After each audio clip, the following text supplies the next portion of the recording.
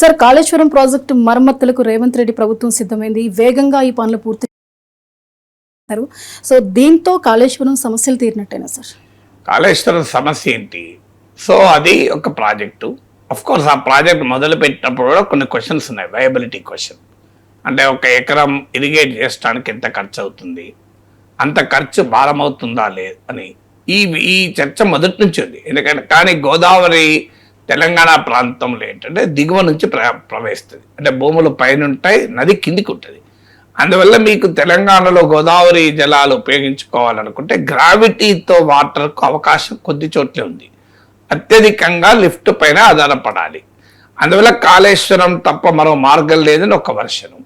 రెండవది ఇది highly costly, unviable. దాని కాస్ట్ అంటే ఇప్పుడు ఒక ఎకరం పొలానికి నీళ్ళు ఇవ్వాలి అంటే 50,000 ఖర్చు అయింది అనుకోండి, అది ఏం గిట్టుబాటు అవుతుంది? దాని వచ్చే పంట కూడా 50,000 కన్నా తక్కువనే ఉంటే లాభం లేదు కదా. సో అందువల్ల ఆ క్వశ్చన్స్ కాళేశ్వరం పైన మొదటి నుంచి ఉంది. ఇది ఇంజనీరింగ్ మార్వలే కావచ్చు కానీ బట్ వయబిలిటీ అనేది క్వశ్చన్ ఉంది. కానీ ఎప్పుడైతే ఈ మేడిగడ్డ కుంగిందో ఇంజనీరింగ్ మార్వెల్ అనే క్వశ్చన్, దానిపై కూడా క్వశ్చన్ మొదలైనవి. సో మేడిగడ్డనే కాదు, అన్నారం సుందిళ్లలో కూడా సమస్య వచ్చిందని.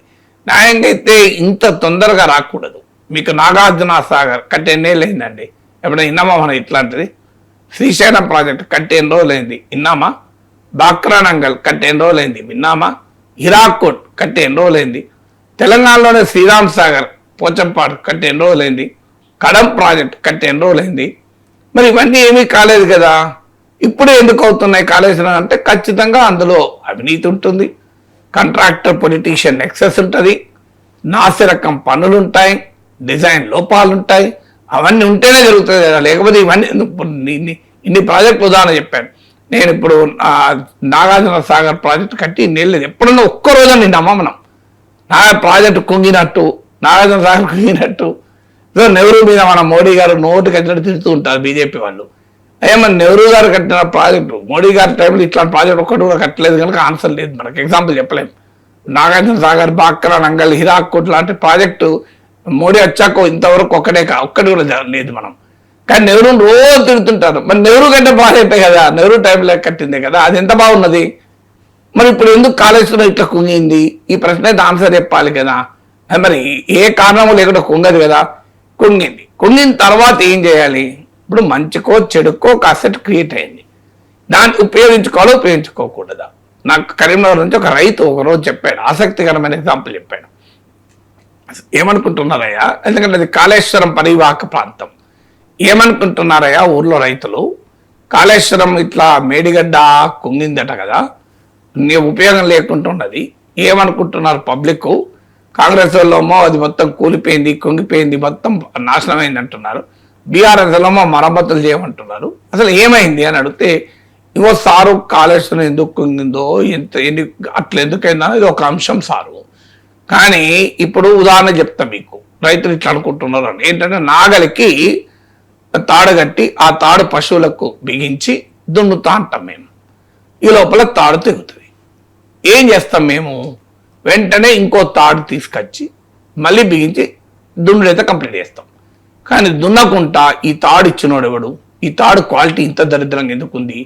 ఈ తాడు వాడడంలో మోసం ఉన్నది, ఈ తాడు వ్యాపారంలో అవినీతి ఉన్నది అని చెప్పి వాడిని తిట్టుకుంటూ కూర్చుంటాం. ఆ సారు మొదలు దున్నడం కంప్లీట్ చేసుకోవాలి కదా. సో తాడు నాసిరకం ఉందా, ఏమన్నా తాడు బ్రాండ్ ఏంది, ఇవన్నీ అనం. మొదలు కొత్త తాడు పట్టుకొస్తాం, మొదలు వ్యవసాయం చేస్తాం. సో మాకున్న ఈ చిన్న తెలివి కూడా ప్రభుత్వాలకు ఇది కూడా సార్ అన్నాడు. ఎంత వండర్ఫుల్ ఎగ్జాంపుల్ చూడండి. సో తాడు తెగితే మన తాడు తెగాలి. మీరు ఇప్పుడు ప్రెషర్ కుక్కర్ కొంటారండి, వంట వండుతుంటారు, ఈలోగా ప్రెషర్ కుక్కర్ పనిచేయదు, విధులు పనిచేయదు. మీరు ఏం చేస్తారండి?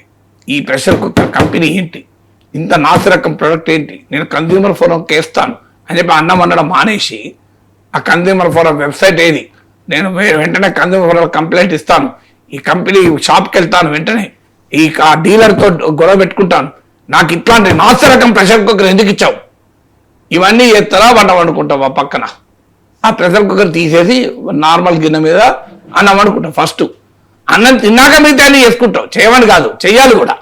కానీ ఇక్కడ ఏమైంది, అన్నం తినడం మానేసి షాప్కి వెళ్ళిండట. ఈ ప్రెషర్ కుక్కర్ పూర్ క్వాలిటీ ఎట్లా ఇస్తావు నాకు అని చెప్పి షాప్కి వెళ్ళిండట, కన్జ్యూమర్ ఫోన్లో వేసిండట, సాయంత్రం 8 గంటలకు వచ్చిండట. అప్పటి వరకు ఇట్లా అన్నం లేదు, ప్రెషర్ కుక్కర్ ఆగిపోయింది, అన్నం లేదు. తెలివైనడు ఏం చేస్తాడు, ఆ ప్రెషర్ కుక్కర్ పక్క పెడతాడు, అలా అందులో ఉన్న బియ్యము నీళ్ళు అన్ని తీసి ఇంకో గిన్నెలేసి పొయ్యి మీద పెడతాడు, అన్నం అయితే పూర్తి చేసుకుంటాడు, తింటాడు. తిన్న తర్వాత వీలైనప్పుడు షాప్కి వెళ్తాడు. కానీ ఇక్కడ కాంగ్రెస్ ప్రభుత్వం ఏం చేసిందంటే ఆ ప్రెషర్ కుక్కర్ చెడిపోయిందని చెప్పి దాన్ని పట్టుకొని అన్నం వండడం మానేసి షాప్కి వెళ్ళిండు. అన్నం వండడం మానేసి షాప్కి వెళ్ళి కన్జ్యూమర్ ఫోరంకి వెళ్ళి కంప్లైంట్ చేసి కన్జ్యూమర్ ఫోరంలో కేసు పెట్టిన లాయర్తో మాట్లాడి సాయంత్రం 8 గంటలకు వచ్చారు. ఇది జరిగింది. ఇప్పుడు సాయంత్రం 8 గంటలకు వచ్చినాకైనా ఇంకా అన్నం వండలేదని జనం అడుగుతున్నారు కనుక ఇప్పుడు మళ్ళీ బియ్యం ఎక్కిచ్చారు పొయ్యి మీద. ఇప్పుడు మరమ్మతులు చేస్తామంటున్నాడు. ఇన్ని రోజుల నుంచి ఏం చేశారు? సో ఇన్ని రోజుల నుంచి ఎందుకు ఇంత ఆలస్యం జరిగింది? ఎప్పుడో చేయాల్సి ఉండే కదా. ఇప్పుడు నేషనల్ డ్యామ్ సేఫ్టీ అథారిటీ ఆ సూచనల మేరకు చేస్తాం. ఆ రిపోర్ట్ ఇచ్చి ఎన్ని రోజులు అయింది ఇప్పటికీ? అంటే ఏంటి, మొదలు రాజకీయంగా ఎస్టాబ్లిష్ చేయాలి. అన్యాయం జరిగింది, అవినీతి జరిగింది. మీకు ఆఖరికి ఇందులో బీజేపీ కూడా ఏరింది కోరస్లా. సో మీకు కేంద్ర ప్రభుత్వం కూడా అసలు 1,00,000 కోట్లు బూడిదల పాలే. 1,00,000 కోట్లు బూడిద పాలతో మరమ్మతులతో పని కావద్దు. ఇక మరమ్మతులు ఎందుకు, ఇంకా ఎక్కువ లాస్ కదా. 1,00,000 కోట్లు కాళేశ్వరం మునిగినాక మళ్ళీ మరమ్మతులు ఎందుకు? మళ్ళీ 5,000 కోట్లు మునుగుడే కదా.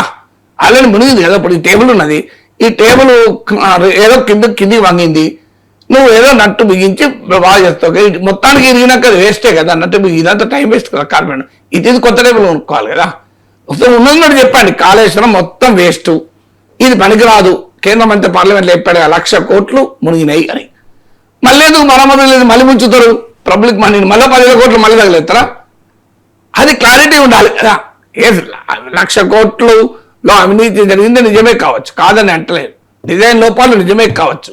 ఏది లేకపోతే నాగార్జున గారు కుంగకుండా ఇది ఎందుకు కుంగుతుంది? కళ్ళ ముందు కనబడుతున్నది కదా ఎందుకు కుంగిందని. కానీ ఆ కుంగినప్పుడు దాని మీద రాజకీయం చేయడం మానేసి ముందు రిపేర్లు చేయాలి. ఇప్పుడు మొదలు పెట్టాడు. జూన్లో మాన్సూన్, ఈ లోపల పన్నులు కాకపోతే మళ్ళీ లాస్ ఎవరికి? ప్రజలకే కదా. ఇదేదో 3 నెలల ముందో 4 నెలల ముందో ఏడాది ముందో మొదలుపెట్టి ఆ మరమ్మతులు చేపట్టి ఉంటే ఇప్పుడు ఆ ప్రయోజనాలు రైతులు పొందేవాళ్ళు కదా. మన దేశంలో వచ్చిన సమస్యదే, రాజకీయం ముందుంటుంది, ప్రజా అవసరాలు తర్వాత ఉంటాయి. ఇది ఒక్కసారి కాదు. మీకు ప్రజావేదిక ఏమైంది, చంద్రబాబు నాయుడు మంచో చెడో కట్టింది ప్రజావేదిక. అది కృష్ణా బెల్ట్లో రివర్ బెడ్లో ఉంది. జగన్ ఏం చేయాలి, దాన్ని ఉపయోగించుకోవాలి. దాన్ని కూలగొట్టాడు. పోనీ కూలగొట్టిందని చెప్పడం ఏమన్నాడు, కృష్ణా నదీ తీరాన కన్స్ట్రక్షన్ అన్నింటినీ కూలగొడతాను. కూలగొట్టిండు, ఒక్కదాన్ని కూలగొట్టలే.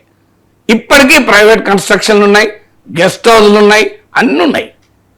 మరి ఏం చేసినాడు, ఒక్క ప్రజావేదికను కూలగొట్టిండు. చూడండి, అసలు స్టార్ట్ అవడే ప్రజావేదిక కూల్చడంతో మొదలైంది. అదే ఆయన ప్రభుత్వం కూలిపోయడానికి కారణమైంది.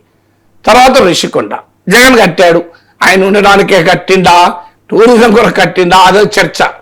ఎందుకైనా కట్టిండు కదా, 100 కోట్ల ప్రజలు దానికి ఉపయోగపడ్డది కదా. ఇప్పుడు టీడీపీ అధికారంలోకి చెన్నైలో అయింది. ఇంతవరకు దాన్ని వాడుతున్నారా? అది అట్లనే ఉంటే ఎగ్జిబిషన్ లాగా ఇంకో జగన్ కట్టిండు చూడు వేస్ట్ చేసిన చెప్పాలి. సో మీకు జగనేమో 7 కోట్లు పెట్ట ప్రజావేదిక కూల్చి చంద్రబాబు నాయుడు మీద కసి తీసుకున్నాడు. ఋషికొండను వాడకుండా ఎగ్జిబిషన్ లాగా పెట్టి చంద్రబాబు నాయుడు జగన్ మీద కసి తీసుకున్నాడు. మీ కాళేశ్వరం మరమ్మతులు చేయకుండా రేవంత్ రెడ్డి కేసీఆర్ మీద కసి తీసుకున్నాడు. అల్టిమేట్గా ప్రజలకు ఏం మిగిలింది? మీకు రాజకీయం మిగిలింది. ప్రజలకు పెట్టిన ఖర్చు తప్పో జరిగింది కదా. నేనేది ప్రజావేదిక కట్టడం కరెక్ట్ అని అంటలేను, కానీ బట్ కట్టారు, అక్కడ ఉంది. తీస్తే అన్నీ తీసినప్పుడు ప్రభుత్వం తీయి. ఋషికొండ కట్టడం కరెక్ట్ అని అంటలేను, కట్టారు. కట్టిన తర్వాత ఏం చేసుకోవాలి? కాళేశ్వరం అద్భుతంగా కట్టారని నేను అంటలేను, అందులో లోపాలు ఉన్నాయి, అందుకే కదా కుంగింది.